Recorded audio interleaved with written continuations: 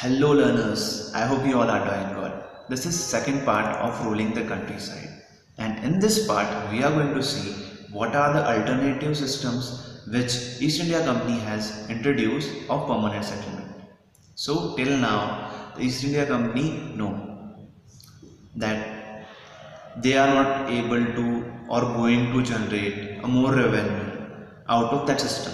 So they introduce an alternative system called Mahalwari system because the expenses of administrating and trading are going high. So that's why there is a need to introduce an alternative system so that they are able to meet all those expenses. And therefore, a North Presidency of Bengal Presidency, Hewlett Mackenzie, introduced an alternative system known as Mahalwari system in 1822. So in this system, what is going to happen? They are not going to collect a revenue from an individual. Now they are going to collect a revenue from a village. So the estimated revenue of each plot within a village was added up to calculate the revenue that each village mahal has to pay. Collector went from village to village, inspect the land, measuring the field, and record the right of different groups.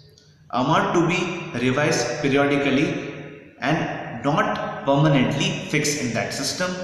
And village headmen collect revenue and pay revenue, and it is to the company and not zamindars. Now they have eliminated the zamindar and introduced the head in this. So the next system is Monroe system. You have studied this thing in a previous chapter that Britishers has also expanded their territories, or they are having their territories in southern part of India also. They gained those territory from a Tipu Sultan. Yeah, they tried to implement permanent settlement system over there, but due to some changes in the society, they are not able to implement it directly. So therefore they came out with a new system called Monroe system or Royatwari system. Captain Alexander Reed and Thomas Monroe has introduced this system. So what is in this system? Let's study that. So why they named this system Royatwari system? Because Royats are small cultivators in South India. They call small cultivator Royats. Yeah. So there were no traditional zamindars, and therefore the settlement is going to be made from directly peasants. Now company is going to directly collect revenue from peasants. Their fields are separately measured and they have to pay according to the field they are having. Now how they convince those peasants that they are going to collect the revenue from them?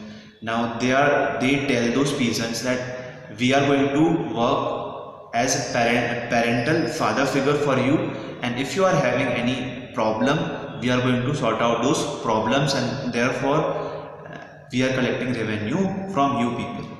Yeah.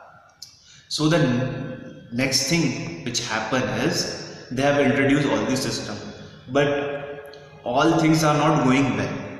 Why? Because revenue officers have fixed revenue so high that peasants are not able to meet revenue.